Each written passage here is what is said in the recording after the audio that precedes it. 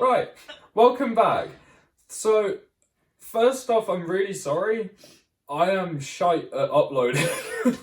It's been 3 days. I think I've gone 2 days no uploads, so sorry. Yeah, no, I just wanted to, for this episode, essentially, share one of the most important moments of my life, which is when this little nugget came in. But before we do that, I just want to say thank you to Tesco's for allowing me to do this. But yeah, do you want to grab it? I bought a case of 48 cream eggs. Stop judging me. They were down from, I think, 49p each to 12. So that case only cost me like £5 something. It was a bargain. So I couldn't say no. So we now have 48 cream eggs. So I don't know whether you can tell. I hope you can tell. I got a new ring light. It turned up. My ring light tripod turned up. So I'm not balancing it on like DVDs and candles and things. It looks professional. And hopefully I should be getting, after this quarantine, some backdrops off of our friend Lou. So that should be nice. That should be all good. So it doesn't just look like a wall and a window. Hello. But yeah, I wanted to share with you guys the experience and the joys that this one has had with me.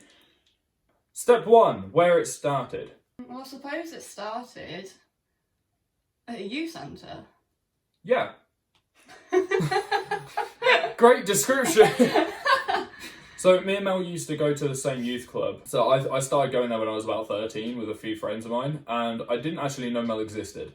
We had mutual friends. Yeah, we just had a bunch of mutual friends, but we never actually met each other. Yeah. So we would have been friends on Facebook at that point. I think we were definitely like friends on Facebook. But I think the first time I remember actually meeting you would have been that day at the youth club where I was sat all slick, all smooth at the bar at the youth club with my milkshake. And a friend of ours, Zoe, turns up with Mel just behind her. So Mel, back at this point, was stupidly shy. Didn't say a word. I said hi because I had a crush on you at that point. And I got this. Literally just a... Hi. And then about like, I was like, you okay? And she just ran away. And that was the last time I saw her for a few years. No, because I remember I actually saw you one time at the park. Yeah, and so you're on your bike. yeah, so you saw me. Yeah, but I you didn't see you. No. So I remember after that first point of meeting you, I then remember when I was in college.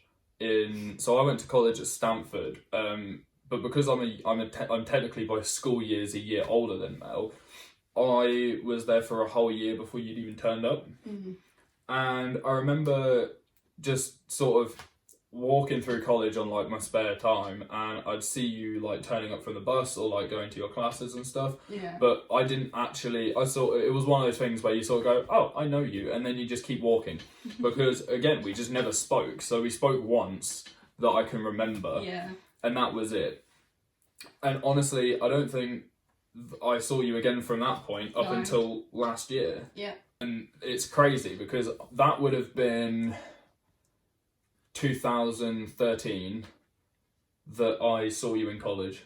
Yeah. And from that point all the way through until 2019, I didn't see you.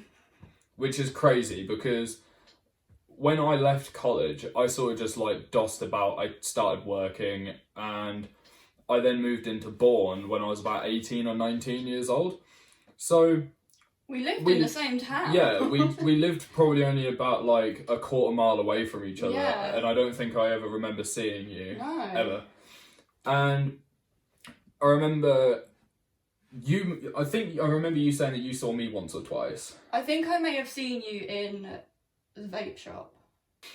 But like, we never actually came into contact or spoke either, did we? No, not really, no. So it was sort of like... For me, it was more of a sort of recognise you, but yeah, you could be anyone. But the weirder part is that when me and Mel knew of each other, I had this massive crush on Mel when I was a kid, and Mel had a crush on me as well. But what was the issue we had? We were both too shy. Yeah, we were both way too shy, but Yeah. at the same time, I had a crush on Mel, and Mel had a crush on me. But because Mel's friend had a crush on me, she didn't say anything. Because I'm a good person. Yeah, I'm a good friend. She's a good friend. You're a good friend. I'm a good friend. You're a good friend.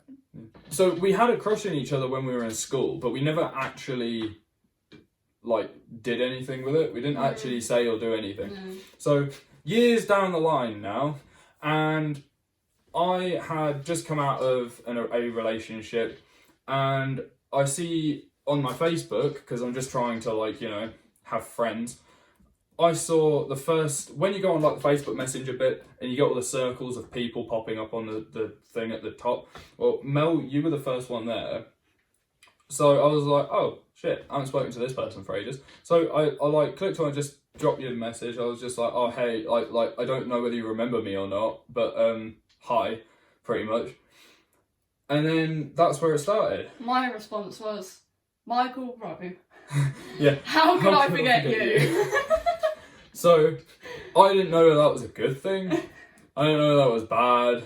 All I just went with was, right, okay, well, at least she remembers who the hell I am. Because I just come out of a relationship as well, so it was like we kind of worked out that we'd both come out of a relationship at the same time. Yeah. And it was quite bizarre, but we started talking a bit, didn't we? And things just kicked off after that. And well, things went pretty fast after that. oh god, no, I know. So I was living with a friend of mine at this point, and where I was just renting a room, when me and Mel first started talking, that's where I was living. So I didn't exactly feel comfortable with having people coming around the house or anything, because I was renting a room in somebody else's house. But at the same time, because you still lived at home, didn't you? Yeah. I was kind of like, right, well, okay, well, if we're gonna meet up and just initially it was just, oh well, let's just meet up because we're friends. Mm. But I didn't know that she was sat there still oh my god, my high school crush is just rocked up messaging me. So we ended up meeting up at yours. I ended up coming around Mel's for the day, but initially the day before, I always go for walks. So I'll go out for a walk, and I'll just walk for 3 hours listening to music. And I was out on this walk, and I just sent her a message. I was like, oh, where was it you live again? Just so that I know where I'm going the next day. And about 1 o'clock in the morning, I rock up down her street, and I'm just still outside her house. I'm like, hello, I'm here, now I know where I'm going now. And I was so freaked out. I was in bed, I was comfy, and I was like, oh my god, don't come anywhere near my house because the dogs will bark, it will wake up my mum. Yeah, and then it wouldn't have been good. It would not have been good. No. But I remember seeing you, I can't remember if it was the same day or the day before, but No. I saw you walking past the vape shop, and yeah, it was the same day. yeah, because I think I was meeting you 2 hours or so later than when I saw you, and I was like, oh my god, no, I'm actually really nervous. But we decided that you would come to my house because I just had a foot operation, so my foot was still in a bandage, and I was on crutches using a wheelchair. You had a shoe. I had boots. Yeah, you had one of the massive boots that you have to wear. So it was I couldn't really go out anywhere. So you ended up having to come to mine, but it was we only really planned on you coming over for an hour or two. So the day prior was my day off. So I remember coming round, and it was intended that I'd come round for about 2-3 o'clock, be there for a few hours, and I'd go home because I have to work the next day. I then come round, and I don't know what happened. We're basically the most awkward moments of my life were when I first met this girl properly. So I come in, I open the door, and I'm like, oh my god, she's so small. And then we head upstairs, and we just go up to your room, don't we? And we just sit down, we start chatting. But when I say we start chatting, I mean that's about 3 hours after we sat there not being able to talk to each other because we're so damn quiet and shy. And just giggling at each other for just no reason. Laughing because we're nothing. disgustingly cute. Yeah. After that, I remember, so Mel's mum Kelly comes home. So Kelly comes home, comes in the door, and she's to Mel's stepdad, oh, are they upstairs? Oh, oh, they're giggling and stuff. Oh, it's so cute. And then I remember we're just sat upstairs on your bed, and I'm awkward as hell, so I don't do well with meeting new people.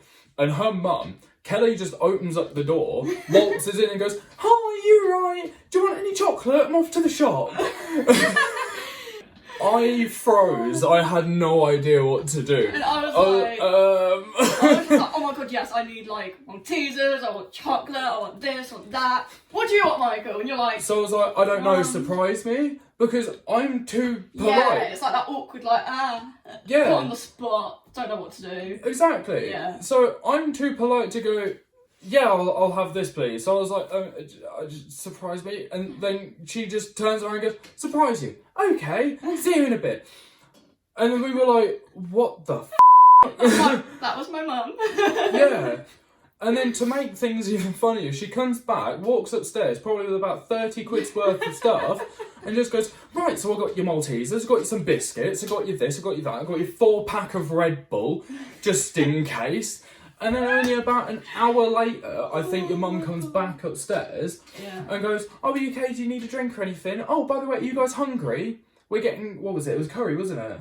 It was Indian. I can't remember, I think so, yeah. Yeah. And I was like, oh, well do you want some Indian food? We're going to get some Indian. I was like, and then your mum was pretty much like, no, you're eating. I don't care. You're eating food. Just take the food. You've been sat up here for 5 hours. You've had nothing to drink, nothing to eat. So I've lived off of Red Bull and some snacks and some Pringles and things. So then next thing I know, I'm eating curry. And I'm like, right. And then Kelly decides, okay, well, he's got to be nervous as hell. He's not really talking. Do you want a drink? Do you want a drink? And I'm like, oh no, I've got Red Bull. And then I was like, well, I'll have a drink. Yeah, and I was like, in my brain going, but I've got Red Bull. We've got Red Bull. Why do we need another drink? And then I'm like, oh, right, okay. And she was like, well, what would you like? We've got vodka, we've got whiskey, we've got rum. And I'm like, I don't know, whiskey. So next thing I know, we're drinking, and me, my mum, Michael, and my stepdad. Yeah, stepdad Nick are all sat downstairs, getting drunk. Absolutely wasted.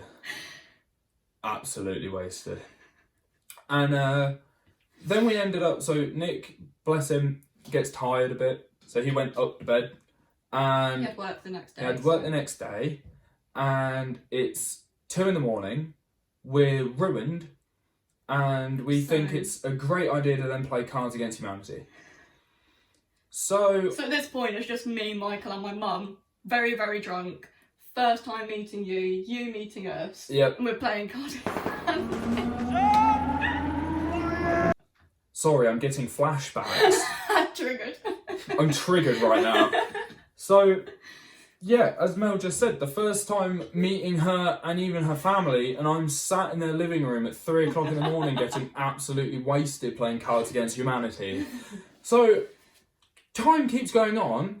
It's now 7 o'clock in the morning, and we basically did the polite thing of, I'll go, even though your mum offered me, like, to stay the night, didn't she? Yeah. Kelly was like, oh, it's fine, you can stay the night, it's really late, don't want you just walking home, blah, blah, blah. But I was like, no, it's polite, I'll go, it's okay, don't worry about it. Because you're really anxious, you're really nervous. Yeah, it's like I wanted you to stay because it was like, it was really fun, wasn't it? Enjoyed your company. Yeah. But at the same time, it was like, oh my god, I've never, like, been in this situation before. So... For about another half an hour, we were debating whether you were going to stay or not. Oh yeah, no. And it was sort of like, no, it's fine, don't worry about it. I'll go home, it's fine. Like, and then again, it was sort of like, oh shit, I've got work in the morning. And for me, the morning is about 12. So I'm like, right, I've got work at 3. So I'm leaving at 7 o'clock in the morning to go home, get a few hours kip, and wake up to go to work for 3. I was gone. And that was the first time we met. Yeah. I don't think I've ever had such a good story to tell people. Oh, how did you two first meet? Have you got 20 minutes? Do you want to take a seat? Because when you woke up, you messaged me and you were like, you'll never guess what. I was like, oh no, what? Oh my god, yeah. And you were like... At this point in time, Mel had blue hair. This colour blue here. Yeah, so I'm just going to put a picture in here just of Mel with her blue hair. And Michael had found a strand of blue hair on his pillow. It was the weirdest thing. Somehow travelled from my house to his bed. A strand of hair. I mean, I don't know if that means anything, but it's weird. It's weird. It was really weird. I don't know how it happened. No, I have no idea how to explain it. Yeah, fair enough, it may have just got like caught on like a shirt or whatever of mine, but it was the fact that I get home and I wake up and there is this blue strand of hair in front of my face the moment I wake up. I was shocked. I was you like, will oh never my forget god. Me. No, it was like, you're stuck with me now. Love me.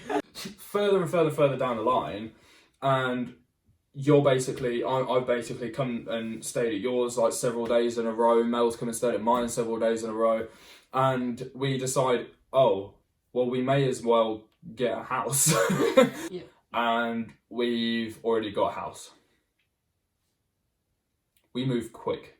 My perfect idea of what to do is to try and plan an engagement, which Mel had zero clue about. So anyway, so I was like, right, okay, well, I can afford this now. So fast forward from Christmas, about 2 months, and it's nearly Mel's birthday in the February. So I decided, once I'd got the ring, that I was going to wait for her birthday, because it was going to take about 2 weeks to turn up. So I was like, right, so I've got to wait for her birthday. And I couldn't physically wait for your birthday because it turned up about 3 days after I'd ordered it. But we've only been together a little over a year now. So it turned up about 3 days after I'd ordered it. So I couldn't physically wait for her birthday. So right now, you're about to see the most bodge-jobbed video of a proposal that I think you've ever seen in your life.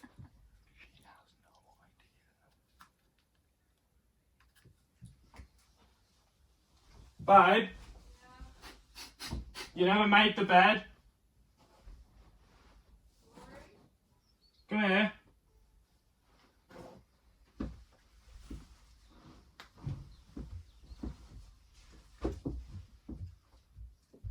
What's the matter? Can you help me make the bed? Oh, I thought you said you never made the bed. No, I know. I was like, yeah, and? Come here.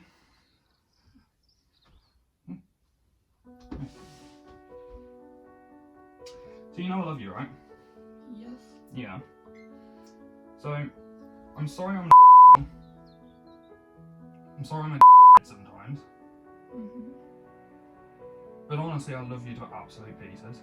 Mhm. And you got to be the most amazing person I've ever met in my life. Yeah. So this is shit scary. Right? But What are you doing? would you like to marry me?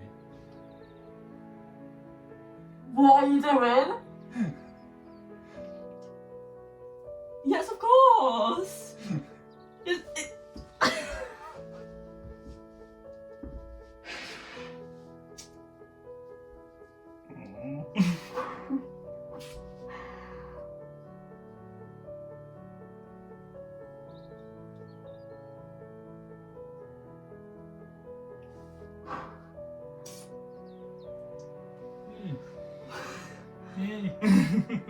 I hope you're not joking.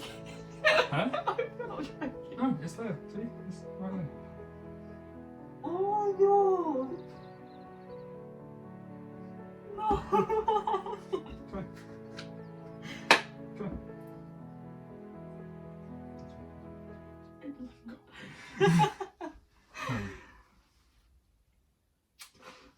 So, yeah, that's how that happened.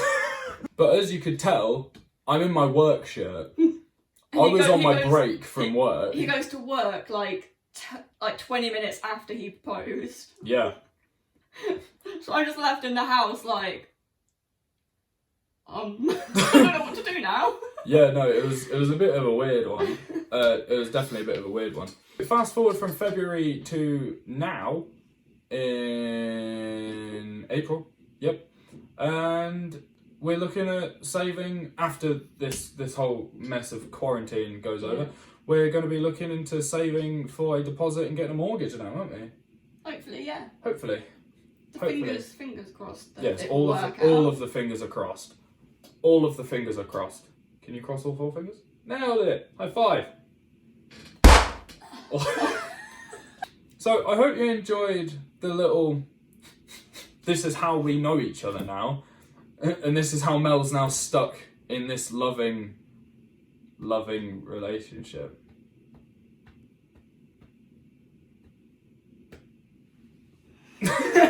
Yeah, so I hope you enjoyed the video, and thank you very much for watching. If you would like to leave a comment down the bottom, letting us know what you'd like to see either myself or the both of us do next. And if you would also like to leave a like, that would be greatly appreciated. And if you want to see more from either me or the both of us, just hit that subscribe button and ring the bell. So thank you for watching, stay safe, and bye-bye. Bye. Bye. Bye. Bye. Bye. Bye now. Bye. Bye. Bye.